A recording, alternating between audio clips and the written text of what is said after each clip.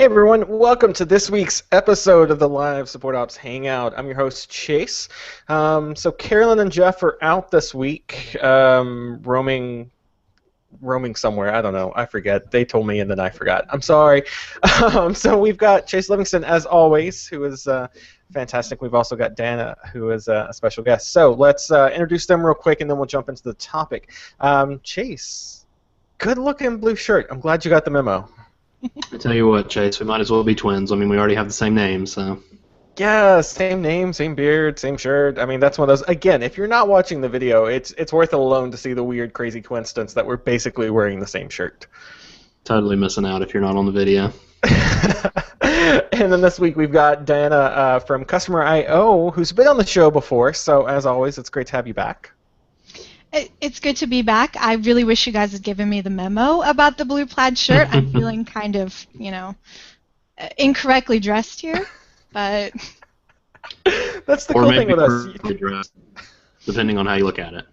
Exactly. You've got the style. You've got the fashion sense, as opposed to us who just... I literally pick out something from the closet behind me and throw it on. That's all I do, too. I just, didn't get the memo about blue plaid. And I really didn't have enough time to grow a beard, so. Yeah, I can understand. I'll give you a pass on that one. Now for Christmas, in like 8 months or whatever it is, 10 months, I'm going to ship you one of those, the knitted beers, so you can wear it next time. That's going to be awesome.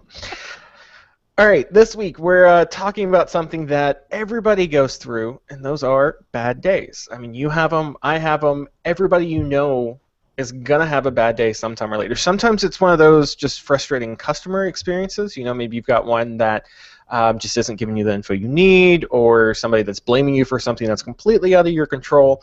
Maybe it's you launch this big new feature and it just goes horribly awry as soon as the team launches it, so now you're dealing with downtime and customers writing in and just that kind of a headache.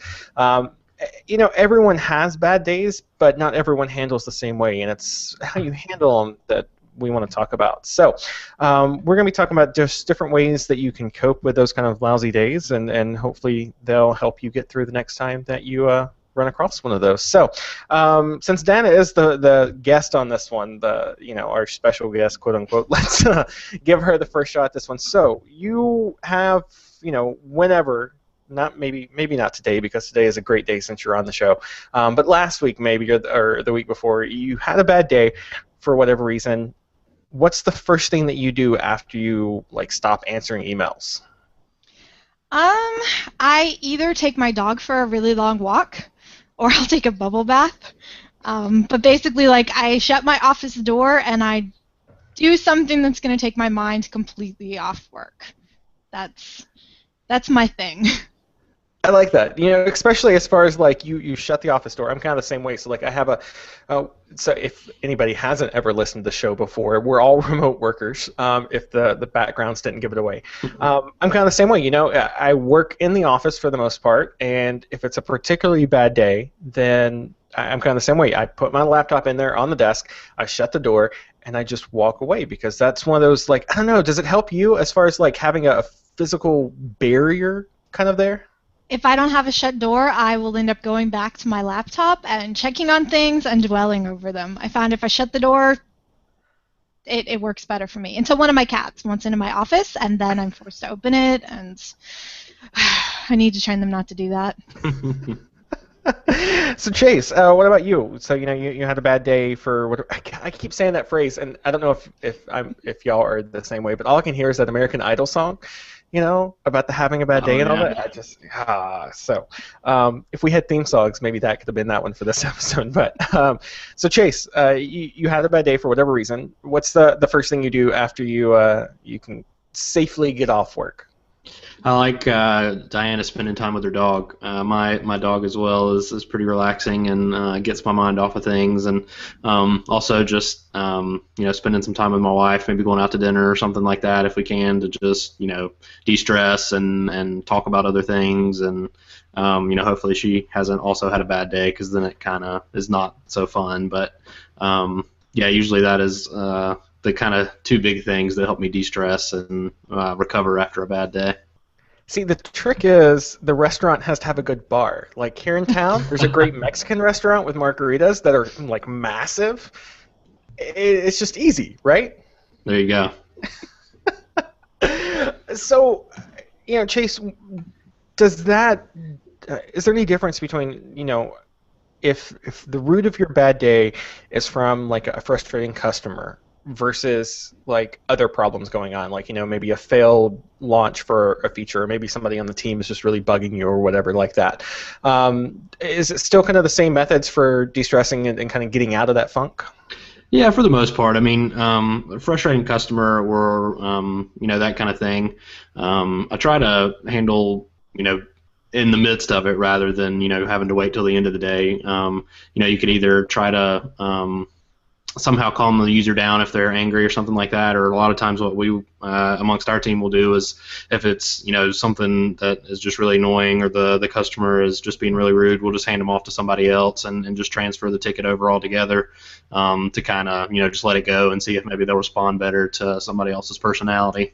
But like you said, with frustrations with team members or other things, there's not really anything you can do to step away from that, unless you just take the rest of the day off or whatever. So yeah, those are a little bit harder, and the kinds of things that I would kind of fall back to the cuddling with the dog or something like that to get some stress relief. Dog therapy, it works, guaranteed. So yeah, I mean, I think we kind of have a good distinction here as far as, when it comes to work anyways, there's two big sources of frustration or causes for the bad day, right? So there's customers on one hand, or there's internal stuff going on, like team members or failed launch or whatever happens. So Dana, when you're talking to, let's take the customer one first. So when you're talking to a customer, that's the source of your frustration here. We were talking before the show a little bit about, sometimes customers blame you for things that are out of your control. Bad integration's gone wrong, bad setup's gone wrong, something like that. How do you handle a frustrating customer like that? Not as far as like how do you deal with them, but how do you deal with like separating yourself from that kind of nasty situation? I mean, like Chase and I, we usually just like can pass it off to somebody else, but you're kind of solo support. So what do you do? Well, sometimes I'll ask one of our developers to take it over just so that I can pass it on. Otherwise, sometimes you just kind of have to grit your teeth and get through it. Unfortunately, like I take things personally. So if I've got a customer who's just really, really upset, I always feel like I failed them, and that one really is like my toughest one to really get over.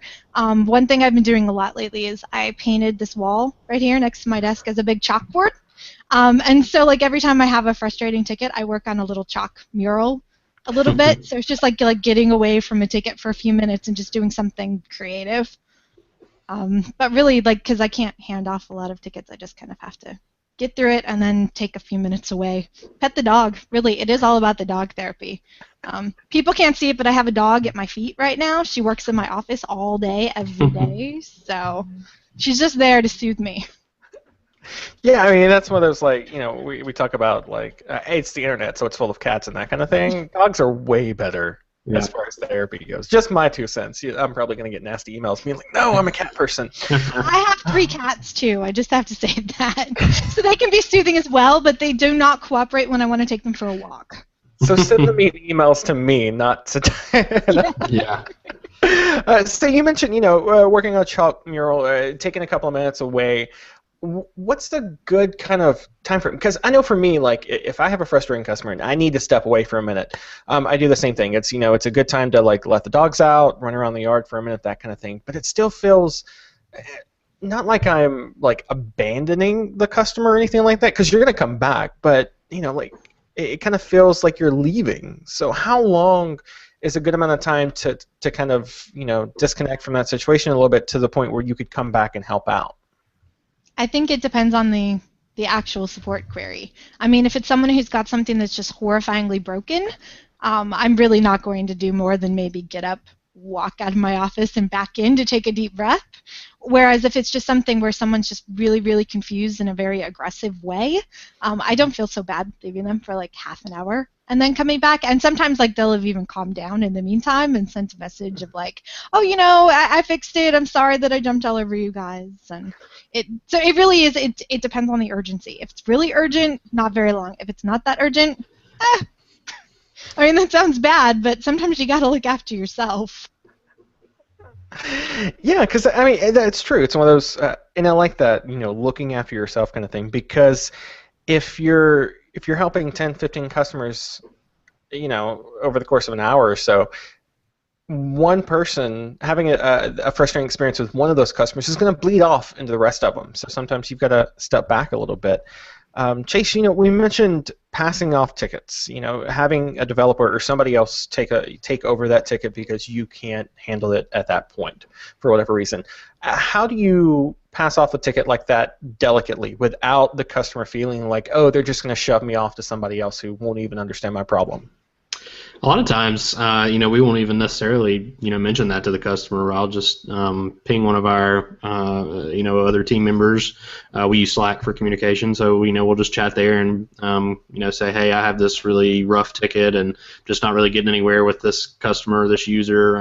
Would somebody else mind taking it to see if, they might be able to connect with them a little better? And that's that. And even that happens a lot of times, even if we're, covering for somebody for a day or something like that. If they have some old replies sitting in the queue still, we'll, just basically take those over and answer on our own. So I haven't found that, users are really jarred or upset or anything by that, by switching, customer support agents or happiness engineers. So it's not something we worry too much about. And, occasionally we'll, with live chat, actually it's a little more interesting. Sometimes we'll say, we need to pass you off to a manager, or if they ask to speak to a manager or something like that. We don't really have managers at Automatic, so we'll just transfer them to somebody else.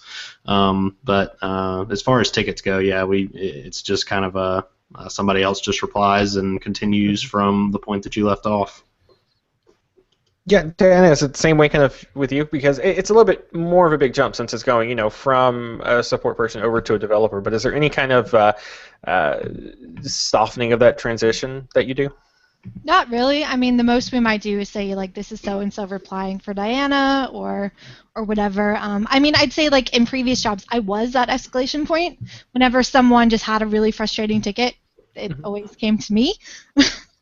which made for some entertaining days sometimes, but really, like, there's no reason to be like, so and so asked me to take this over.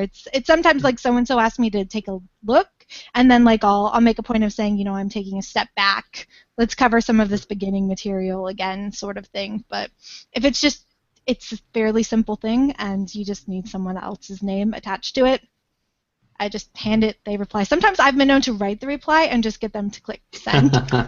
Sometimes just another name is all the customer needs. Mm-hmm. Like, I can't stand seeing this Diana lady anymore. Just,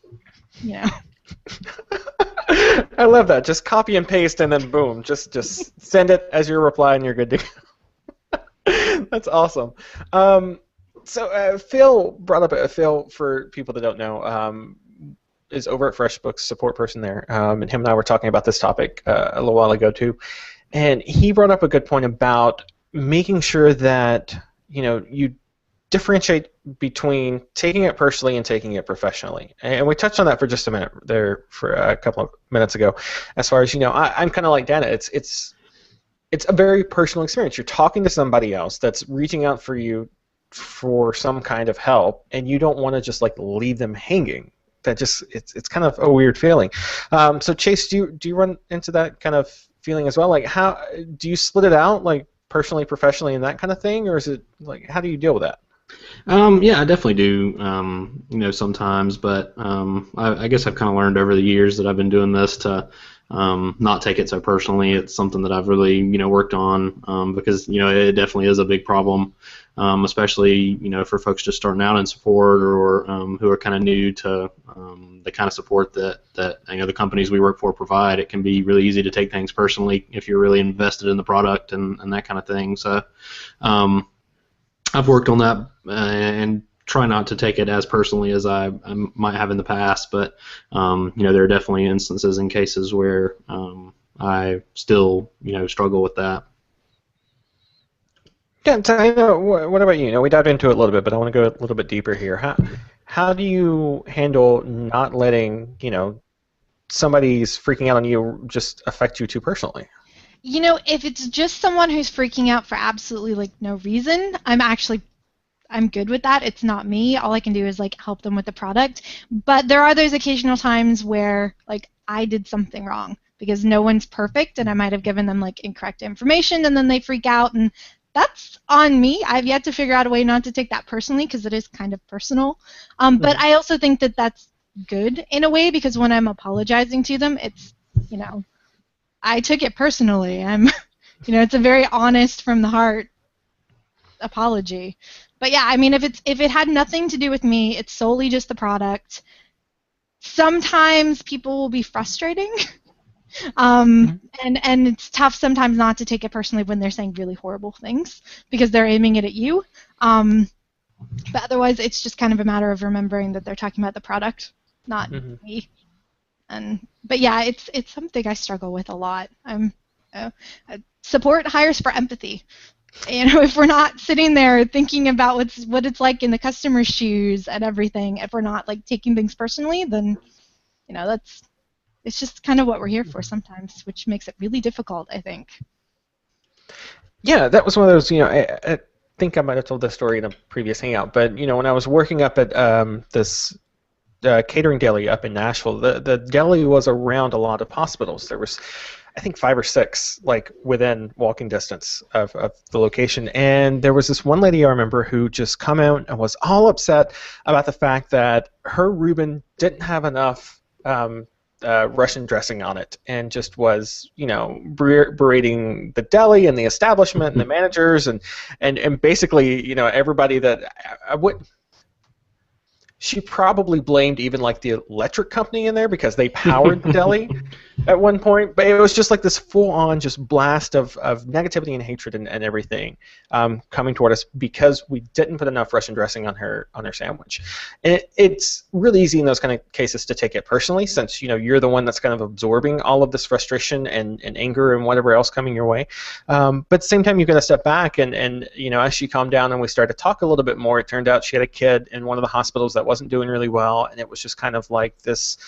She needed this cathartic release of some sort, and that's how she found it. So when you have frustrating customers like that, it can I could have left the deli that day, being really upset and being just emotionally drained and that kind of thing, and having a bad day. But you have to kind of separate out a little bit and realize like it's not your fault what's going on. It was not just a case of not enough Russian dressing on a Reuben, although I did check to make sure there was enough on her replacement sandwich. Yeah, so all right, so that's the customer side of things. Let's talk about when you're having a bad day because of something that's going on internally. Bad feature launch, maybe some project you're working on didn't end up going as well as you wanted it to, or something like that. So Chase, we'll start with you. Not that this ever happens with any of our teams, but when you have somebody, hypothetically, on your team that is just the cause of frustration for this day, maybe that person isn't pulling their weight, maybe that person is, not thinking about the team as a whole and just thinking really selfishly, whatever reason it is that's causing this bad day to kind of cascade your way. How do you deal with something like that, Chase? Yeah, those are definitely tough situations, and obviously the solutions aren't as easy as just passing a ticket on to somebody else and forgetting about it.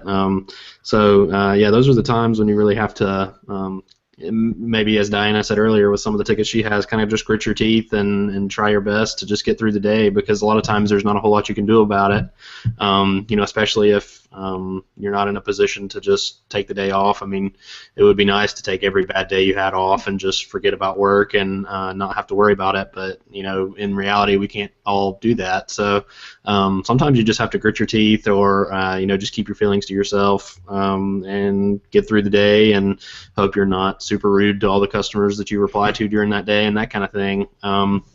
And so, I mean, if it's a situation where you feel like you could, reach out maybe one-on-one and talk to the person and see if you can come to a resolution that way, I would definitely suggest doing that. That's not always possible, depending on what kind of issue it is. But that's another kind of course of action you might be able to take. But like I said, in the times that I've kind of experienced that or something similar, a lot of times you just kind of have to push through it and hope for a better day tomorrow.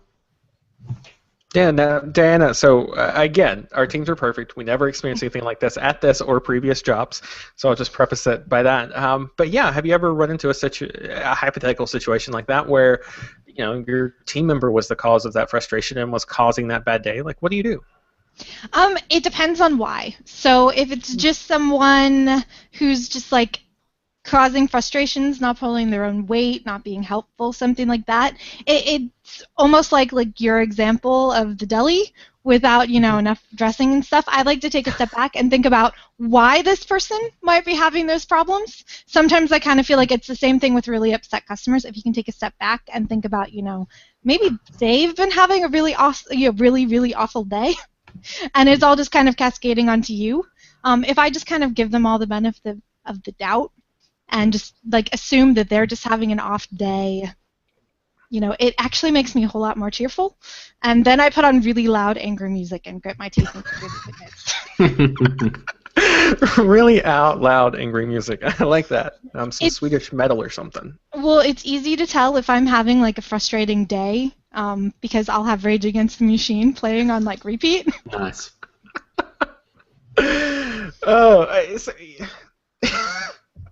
Sorry, just you listening to Rage Against the Machine is probably the funniest thing I've heard all day. Okay. I was listening to it earlier. That's fantastic. Since we're all remote, I want to get your take on this kind of thing too. So, you mentioned having, somebody else on the team's having a bad day and it's kind of cascading down. I think as remote workers, we tend to be more susceptible as far as reading into things, right? So somebody, maybe ops is having a bad day for whatever reason, and so they post this really terse, tense message or something in your P2 or your messaging board or whatever it is. How do you keep yourself from reading way too much into something like that? Because I know I've seen messages before where it's wait, was that directed at me? I feel like that was directed at me. Chase, what do you do with something like that? Yeah, I've definitely been guilty of that and am always guilty of that. A lot of times it's hard not to, but knowing kind of the background for what's going on is helpful. So if there's a way to kind of gauge or maybe insert yourself into a conversation or lurk in a conversation that's going on that you find out, oh, this is why they're having such a bad day, so this is probably why their response, they sounded like a jerk to me, even though I know this person is normally really nice and I thought we had a good relationship. So knowing the background helps, but otherwise if you don't know that, text communication in general lacks a lot of cues, and especially verbal and physical cues that you might get if you were working in an office with somebody. So sometimes you just have to take what they say with a grain of salt and maybe just understand that they probably didn't mean to come off so terse or so rude. And just accept it for what it is and move on. I've had that happen many times, and later somebody goes back and reads the message that they left, and maybe comes back and apologizes and says, "Hey, I didn't realize that sounded so short and so jerkish, but sorry about that." And so you also have those kind of cases where people just don't realize what their tone sounds like to whoever's going to be reading it. So yeah, sometimes you just have to kind of brush your shoulder off and keep going. Yeah, I mean that's one of those where, let me preface this by saying I'm pretty much like a typical guy, so when I text other people, it's really short and really succinct and that kind of thing, usually. I never even thought about that until I got into this job where, we're taught to be more careful with the words that we choose and the way that we phrase and that kind of thing. So my wife, Heather, actually made a comment shortly after I started working with Basecamp, and she was like, yeah, your texts, they don't sound as mean and grumpy as you used to. And I was like, yes. It's working. That's why. So, Dana, speaking of remote, it's really easy to isolate ourselves when we have a bad day. Cut ourselves off from the rest of the team and just going to be like, leave me alone. I don't want to do anything. Just stay away. Is that like a good thing to do? I mean, you're like minimizing damage, I guess, at that point. But is it the right thing? I think, again, it kind of depends on why you're grumpy. I mean, sometimes I will just wake up on the wrong side of the bed and just be in a pissy mood from the first moment. And I do kind of separate myself from the team at that point because I don't want it to spread. I don't want to like cause that domino effect of like, okay, she's being really frustrated. Now you're really frustrating. Now I'm having a bad day and then causing like other people. But otherwise, like if I'm upset with someone or I'm upset about a ticket, I'm a really direct person. So say it ain't so. Yeah, I'm that person who will like send a message to someone like, hey, you sounded kind of pissy here. Is there something I can help with? Or if there's just a customer that's being like, really rubbing me the wrong way, I'll post in our Slack room. I'll be like, I'm stuck on this. They're really kind of making me upset. Just like a heads up to people. Which I think makes me come across as whiny sometimes, but that's just the whole text communication thing. Yeah, I think it's a balance when you do something like that, because I know I've run across like frustrating customers before, and I don't want to just like I need somebody to talk to about something like that, and so you reach out to people on your team or post it in the chat and that kind of thing. I think that's good as long as like you don't. Like there's a balance between customers that are frustrating and people that are frustrating, along with like people that are really great to work with, people that you love talking to. Otherwise your outlet here becomes nothing more than like a negativity drain kind of thing, if that makes sense. I have actually worked at places where everyone just kind of vented to everyone else, and all it did was just make everyone negative and unhappy all the time. So it is definitely one where sometimes if you're just negative, you just need to not talk to people. You need to go pet your dog, take a walk, and then like come back to things. Sometimes venting hurts. It's one of those, again, with the deli, and I don't want anybody to think like this deli was a horrible place or anything. It's just I learned a lot. I'll put it that way. You would work with managers who would come in and point out, here's a flaw, here's a flaw, here's a problem, and that was all that they would talk about, and that kind of, set the mood for that shift in the deli. Whereas you had other managers who come in and, they pointed out problems that we had, but on the flip side, they'd also point out like when employees were doing really great things and doing things the right way, and give that praise along with criticism, that kind of thing. As long as there's the balance, you're okay, I think, at the end of the day. So last question. One of the things that we often do after having a bad day is go out and in the immortal words of Parks and Recs, treat yourself. Ice cream, a guilty pleasure Netflix kind of thing, whatever it is, right? So is that? I've always battled with that, at least for myself, because if I have a bad day and I go out and get a Snickers Blast from Sonic, that's one of my guilty pleasures. It just kind of feels like, if I have more bad days, then I get more Sonic Blast. It's okay that way. So yeah, Chase, we'll start with you. Do you have like a reward myself kind of thing if I have a bad day? Not so much, I guess. I guess like I mentioned at the top of the show, it's more, trying to find things that help me de-stress. I definitely have reward things that are nice. I like to go see movies occasionally, so if it's been an exceptionally bad week or something like that, I may treat myself to something like that, or other things. But in general, there's nothing in particular, I guess I would say, that is a reward for a bad day, unless there's just been maybe a string of them, and then that might turn into some sort of a larger reward, I guess. So Dana, besides the whole Rage Against the Machine thing, is there any other kind of reward that you give yourself? Sorry, now that I know that, I'm just not going to let it go. It's fine. No, so I am much like you in that I will go and get ice cream. Dairy Queen peanut butter parfait. Unfortunately, I'm very much a stress eater.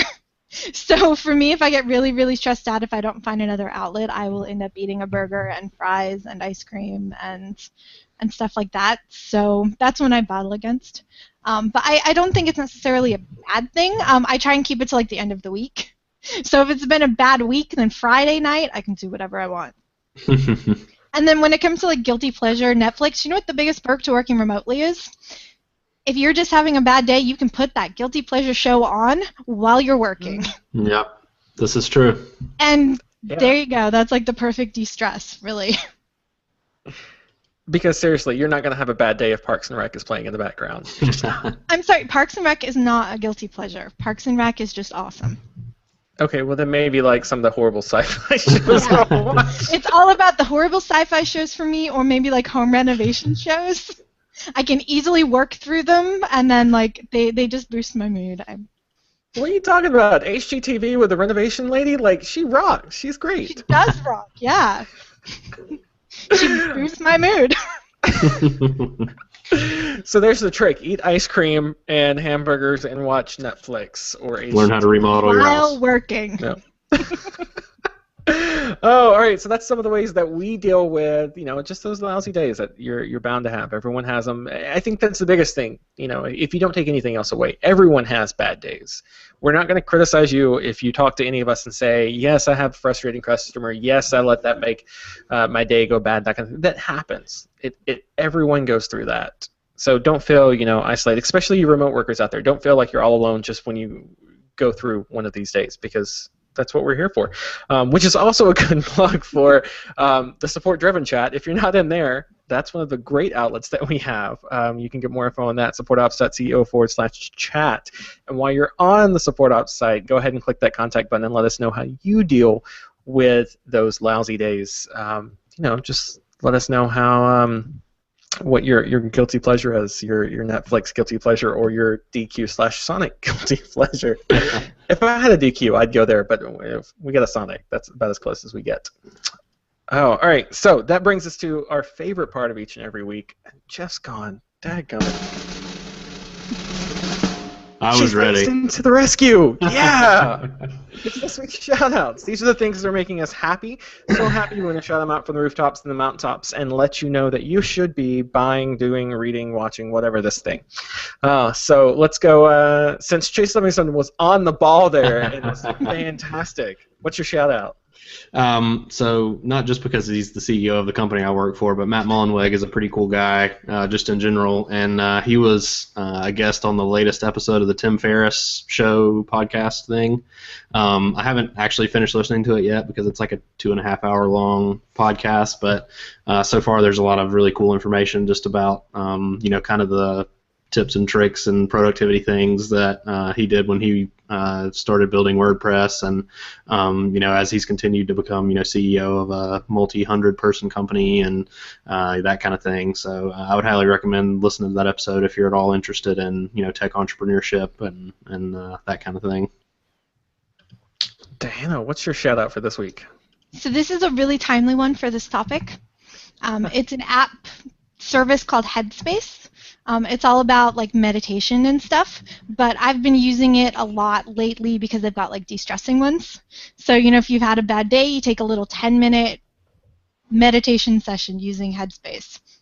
If you're the kind of person who wants to find a way to kind of quiet your mind, it's been working pretty well for me. And it's a way to get through a bad day too.